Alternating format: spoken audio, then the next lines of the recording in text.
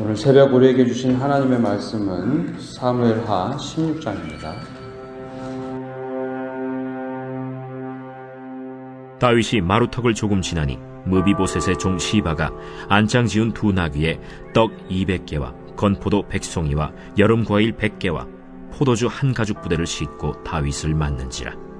왕이 시바에게 이르되, 내가 무슨 뜻으로 이것을 가져왔느냐?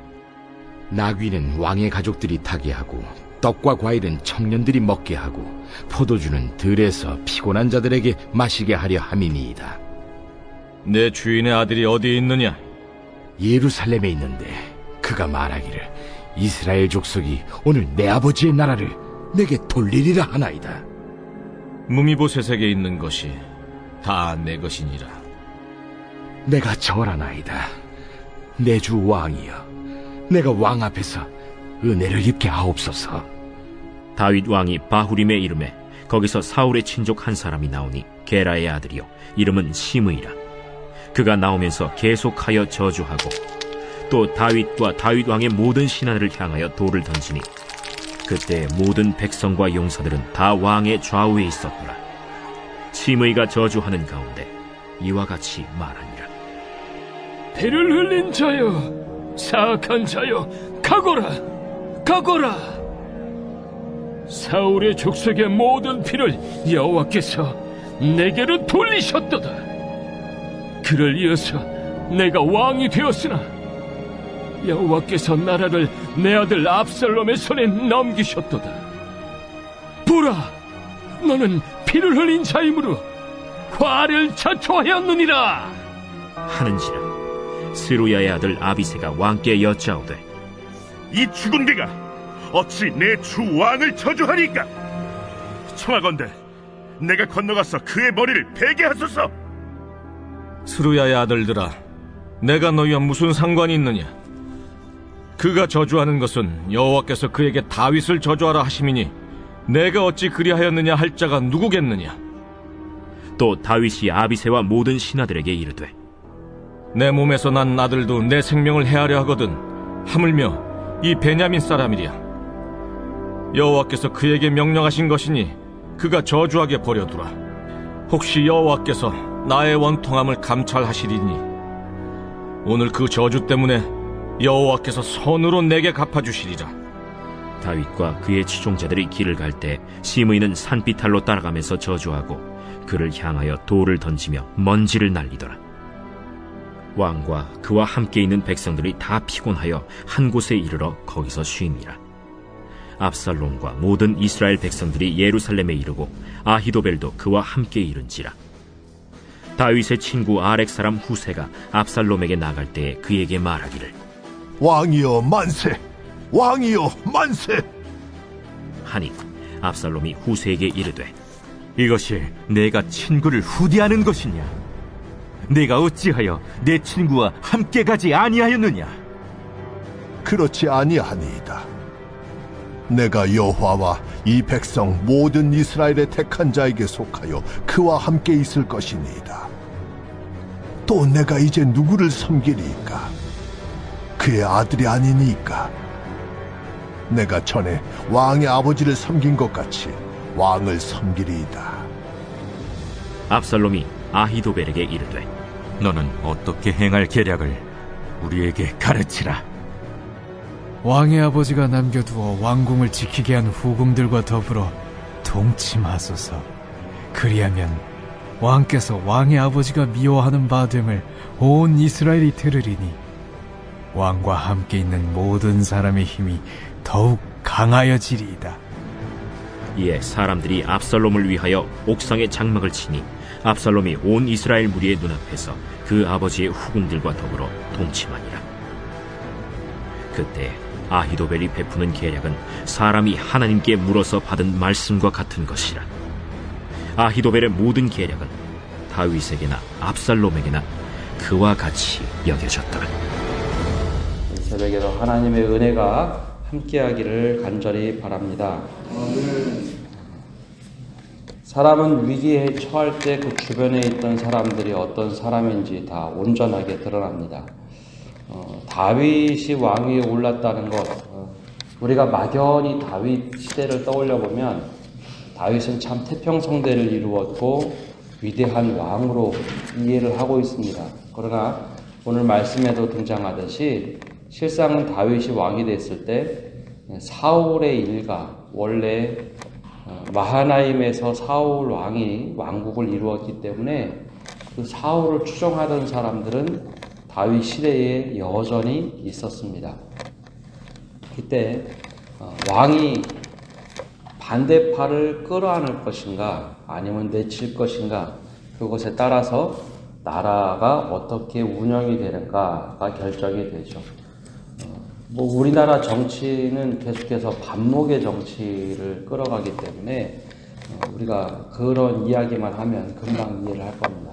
근데 다윗이 취했던 방법은 사울 왕가를 추종하는 사람들에 대하여 내치지 않고 하나의 통일 왕국을 이루었다는 겁니다. 그 말은 거꾸로 얘기하면 늘 사울 왕가를 추종했던 사람들은 다윗이 왕권이 약해지기만 하면 우리가 다시 이것을 복권할 수 있겠다라는 꿈을 가지고 살던 사람들입니다. 근데 다윗은 통일 왕국을 이룰 때 그들을 내치지 않았습니다. 아무리 힘들어도 그냥 그들을 품에 안고 통일 왕국을 이루었죠. 이 통치를 할 때 쉬운 방법은 내치는 일입니다. 근데 내치면 나라가 분열을 할 것이고 끌어안으면 끌어안은 만큼 또 내상을 입게 돼 있죠.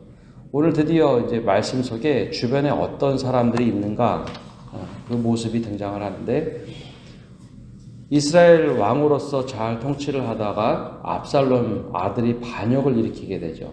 사람들의 민심을 다 끌어갔습니다.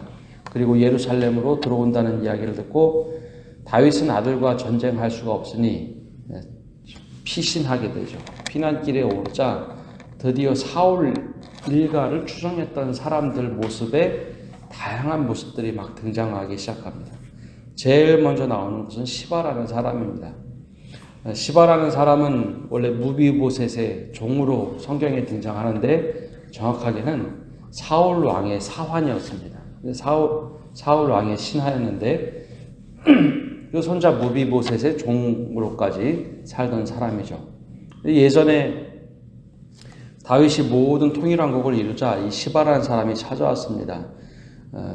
다윗이 사울의 일가족이 누가 있느냐 묻자 이 무비보셋이 있다는 것을 알았을 때 그 무비보셋을 직접 부른 것이 아니라 사환을 부르죠. 이 시바를 부르게 됩니다. 그때 시바와 한참 대화를 하고 너는 무비보셋의 종이니 네가 그 땅을 관리해라. 그 밑에서 그 땅을 관리해라 라고 하는 사람이 바로 시바였습니다. 근데 다윗 왕이 천도 피신을 가게 되자 이제 다윗 왕과에 대해서 이 사람이 저울질을 합니다. 근데 시바 입장에서는 어떤 생각을 했냐면 제일 먼저 와서 왕께 엄청난 많은 과일을 대접을 하죠. 피난길에 오른 왕에게 과일을 대접한다는 것은 그만큼 환대하고 싶다는 얘기입니다. 근데 사실 시바는 어떤 것을 계산했냐면 사울 왕가 밑에서 일하는 수하이긴 한데 무비보셋 밑에 있는데 무비보셋이 어떻게 되던 관계없이 다윗이 왕위를 하거나 압살롬이 왕위를 하거나 누구에게나 가서 내가 이 봉양을 할 때 자신에게는 이익이다라는 판단을 한 겁니다. 그래서 무비보셋 자신의 주인과는 상의하지 않고 몰래 와서 이 모든 것을 이룹니다. 다윗이 보기에는 좀 이상하죠. 무비보셋 즉 사울 왕가의 종인데 자신에게 엄청나게 많은 과일을 가져다 주니 도대체 무슨 이유로 네가 이런 일을 하느냐, 그것을 묻기 위해서 돌려서 말합니다. 무비보셋은 과연 어디 있느냐, 도대체 무슨 생각을 하길래 이런 일을 하느냐라고 물어보자 무비보셋은 예루살렘에 있는데 압살롬이 반역을 해서 왕이 된다면 나에게 원래 다윗이 차지했던 모든 땅을 자신에게 줄 것이다, 압살롬이 줄 것이다 라고 이야기하더이다 라고 얘기를 합니다. 무슨 얘기인가요? 이간질하는 겁니다. 다윗 왕이 왕으로 다시 올라가면 무비보셋을 쳐내버리십시오 라고 하는 것이고, 압살롬이 왕이 된다면 이런 모든 비밀은 모르기 때문에 그냥 사울 왕가에서는 압살롬이 왕이 되면 우리가 이렇게 추대하겠습니다라는 모든 계략을 짠 것이 시바라는 사람입니다. 이런 것들이 이제 왕권이 약화되면 주변에서 이런 이상한 일들이 생기게 돼 있죠. 그때 다윗은 한번 오판을 합니다. 그래, 그러면 시바에게 무비보셋에게 준 땅을 내가 가지고 관리해라. 내 땅이 될 것이다. 피난길에 올랐을 때 이런 수많은 일들이 났을 때 매번 판단을 해야 되는데 이때 다윗이 오판을 합니다. 무비보셋이 혹시 반란을 일으키려는 것 아닌가? 그런 판단을 하게 되죠. 그래서 시바 종을 통해서 견제를 시켰습니다. 근데 나중에 이것이 무비보셋을 만났을 때 무비보셋이 해명함으로 이 모든 일이 해결은 되라. 어려운 상황에 처하면 주변에 이런 일들이 참 많이 생깁니다. 자신의 이익을 위해서 사람들을 이간질시키는 사람도 생기고 그때 하나님의 지혜로 이것을 어떻게 판단할 것인가 이게 대단히 중요한 일입니다. 근데 이때 처음에는 다윗이 좀 오판을 했죠. 두 번째는 시므이라는 사람이 나타납니다. 이 시므이도 사울 왕가를 지지하던 사람입니다. 근데 이 시므이는 굉장히 사울 왕가의 충신이었던 사람인 것 같습니다. 다윗 왕가가 피신을 가자 예전에 있던 앙금이 이제 터져나온 겁니다. 사울 왕가가 누구 때문에 망했는가라는 생각을 가지고 있는 사람이죠. 사울 스스로 무너졌음에도 불구하고 다윗 왕가 때문에 사울 왕가가 무너졌다고 생각을 했습니다. 사울 왕이 죽은 것도 이스보셋이 죽은 것도 그 군사령관 아브넬이 죽은 것도 다윗이 아주 사악해서 그 모든 사람을 죽였다라고 판단을 한 겁니다. 이 성경에 보면 사울 왕이 어떻게 죽었는지 그리고 이스보셋이 어떻게 죽었는지 아브넬이 어떻게 죽었는지 거기 다 이유들이 어떻게 원인과 결과가 다 나옴에도 불구하고 사람들 사이에 회자된 것은 다윗이 사울 왕가를 그렇게 잔인하게 죽였다라고 판단을 하는 경우가 많았습니다. 요압이라는 좀 사악한 장수가 나쁜 일을 많이 했는데 요압을 데리고 있는 거 보니 다윗이 다 시킨 것 아니냐라는 소문이 났었죠. 그러자 다윗이 압살롬을 피해서 도망갈 때 막 저주를 퍼붓습니다. 그 피가 너에게 다시 돌아간다. 하나님의 심판이다라는 그 저주를 막 따라하면서 돌을 던지면서 저주를 퍼붓죠. 그러자 밑에 있던 아비새 군사령관이 저 죽은 개 같은 자의 목소리를 당장 끊겠습니다라는 이야기를 합니다. 잡아 데려다가 바로 죽이겠다. 아무리 왕이 지금 피신을 한다 할지라도 군대가 있는데 저 사람이 어떻게 저렇게 왕에 대해서 저주를 하는가. 근데 다윗이 이때 첫 시바하고는 다른 판단을 합니다. 다윗이 처음 통일 왕국을 이룰 때 사울 왕가를 그대로 끌어안죠. 사울 왕가를 실제로 그대로 끌어안습니다. 그래서 무비보셋도 자신의 수하에 두었던 것이죠. 그랬던 다윗이 저 시므이가 저렇게 저주하는 모습을 보면서 이런 얘기를 합니다. 아비새에게 그만두어라. 만약에 하나님께서 나의 혹시라도 잘못에 대해서 죄악에 대해서 하나님께서 심판하는 일일 수 있으니 그걸 그대로 두어라. 하나님께서 저 사람을 통해서 말할 수도 있다라고 이야기를 합니다. 근데 그러고 보면 다윗에게 어떤 일이 있었는가? 바세바를 범했을 때 나단 선지자가 찾아와서 했던 이야기들이 있습니다. 그 이야기 중에 첫째는 자식이 죽을 것이다. 태어난 아이가 죽을 것이다 라는 예언도 했고 자녀가 어머니의 침상, 아비의 침상을 더럽힐 것이다. 그래서 오늘 말씀 바로 다음에 압살롬이 후궁들과 같이 동침하는 이야기들이 나옵니다. 그리고 그 나단 선지자가 너는 죽지는 아니하겠지만 내 후대까지 그렇게 태평성대를 누리는 나라가 되지는 못할 것이다 라는 이야기했던 예언이 있었죠. 다윗은 그 예언을 기억을 하면서 살았습니다. 하나님께서 나에게 벌을 내리실 수 있다. 그러니 저 시므이라는 사람이 아주 하찮은 사람이고 무시할 만한 사람이긴 하지만 이것이 혹시 하나님의 뜻일 수도 있다라는 이야기, 그 생각을 하게 되죠. 하나님께서 사람을 통해서 나를 채찍질할 수 있다라는 생각을 합니다. 그래서 만약에 하나님의 뜻이라면 저 저주를 입을 막는다고 해서 하나님의 심판이 돌아가지는 않는다. 그러니 그대로 두어라 라는 이야기를 합니다. 이것이 현실 정치인이면서도 믿음을 지켰던 다윗의 태도였고 다윗의 자세였습니다. 그래서 실제로 다윗은 사울 왕가를 그렇게 한 번에 내치지 않습니다. 이런 수모를 겪었음에도 불구하고 다윗이 그 일가를 그대로 끝까지 함께 가는 삶을 살죠. 그러나 마지막 순간에는 좀 달랐습니다. 다윗이 아들에게 왕권을 물려줄 때, 즉 솔로몬에게 왕권을 물려줄 때는 이 흐름을 다 끊어버립니다.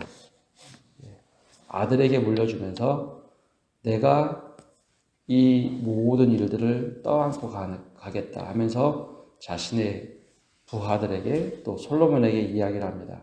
나는 그렇게 용납을 했으나 이제는 새로운 왕이 됐을 때 모든 것을 끊어내라. 그래서 다 철저하게 어느 한계를 만듭니다. 이 한계를 넘어오지 못하도록 해라. 시므이도 누구도 다 넘어오지 못하도록 하고 이것을 넘어오는 순간 그때는 모두 다 죽여라. 해서 솔로몬 때가 그래서 태평성대 반대자가 없이 태평성대 초창기에 이룰 수 있었죠. 근데 다윗만큼은 통일왕국, 최초의 통일왕국을 만들면서 우리가 말하는 탕평책이라는 걸 씁니다. 이 모습을 보면서 다윗은 참 왕이면서도 목회자와 같은 심정을 가졌던 사람입니다. 왕의 힘은 권력에서 나오죠. 요즘 민주주의는 국민에게로부터 나온다고 하지만 왕은 권력으로부터 나옵니다. 사업가는 돈으로부터 힘이 나옵니다. 이 목회는 영적 권위에서 힘이 나옵니다. 근데 이때 이것을 휘둘러서 반대되는 것을 압제할 것인가 아니면 그럼에도 불구하고 이것을 함께 갈 것인가 할 때 다윗은 함께 가는 선택을 합니다. 그래서 압살롬이 반역을 일으켰을 때도 압살롬을 어떤 힘으로 누르기보다는 하나님께서 무엇을 원하시는가 끊임없이 현실 속에 살아가면서도 하나님의 뜻을 구하며 살아갔던 것이 다윗입니다. 그렇다면 우리는 매일매일 현장에서 현실과 맞닥뜨릴 때 나는 어떤 마음을 가지고 사는가? 그럼에도 불구하고 이 속에서 하나님과 소통하며 믿음을 지키며 살아가는가? 아니면 이 현실 속에 남들 다 하는 것처럼 힘이 있으면 힘으로 하는 다른 돈이 있으면 돈으로 그렇게 살아가는가? 아니면 믿음을 가지고 살아가는가? 다윗이 오늘 삶을 통해서 우리들에게 들려주는 이야기입니다. 우리는 어떤 삶을 살고 있는지 오늘 우리 스스로에게 한번 또 질문하시고 기도하면서 하나님 내가 그럼에도 불구하고 믿음으로 살아낼 수 있는 힘을 달라고 기도하시는 성도 여러분 되시기를 바랍니다. 기도하겠습니다. 하나님 오늘도 이 새벽에 우리가 기도를 합니다. 다윗이 경험했던 수많은 일들이 있습니다. 왕권이 제일 강했을 때 그리고 또 오늘 말씀처럼 압살롬을 피해서 도망을 가는 그 모습도 있습니다. 그때 다윗은 늘 믿음과 현실 속에서 현실 안에 믿음을 어떻게 펼쳐갈 것인가 그것을 굳게 잡고 살아가는 모습을 보게 됩니다. 우리 또한 매일매일 삶 속에서 믿음을 지키며 살아갈 수 있는 은혜를 주시고 하나님의 선한 계획이 무엇인지 그리고 하나님의 선한 뜻이 무엇인지 그것을 붙잡고 갈 수 있는 은혜를 허락하여 주옵소서. 그래야 우리가 이 모든 것을 이기기 위하여 기도하게 하여 주시고 기도를 통하여 우리의 흔들리지 않는 믿음 그리고 또 흔들리지 않는 삶의 자세를 허락하여 주옵소서. 때로는 오판할 수도 있지만 그 오판 속에서 하나님께서 선하게 인도하셔서 그 오판을 새로운 희망으로 바꿔주시고 또 긍정의 삶으로 바꿔주옵소서. 하나님 어제 우리 항존직기 1차 투표가 끝났습니다. 앞으로 2차, 3차 투표를 하게 되는데 하나님께서 개입하셔서 선한 일들로만 가득 차게 해주시고 또 선한 일꾼이 많이 세워지게 해주시고 조금도 어두운 영이 틈타지 못하도록 하나님 우리 교회를 지켜주시고 이를 통하여 새로운 일꾼을 하나님이 세우심을 통해 더욱더 건강한 교회, 또 하나님이 기뻐하시는 교회 될 수 있도록 은혜 내려 주옵소서. 이 모든 말씀 예수님의 이름으로 기도합니다. 아멘.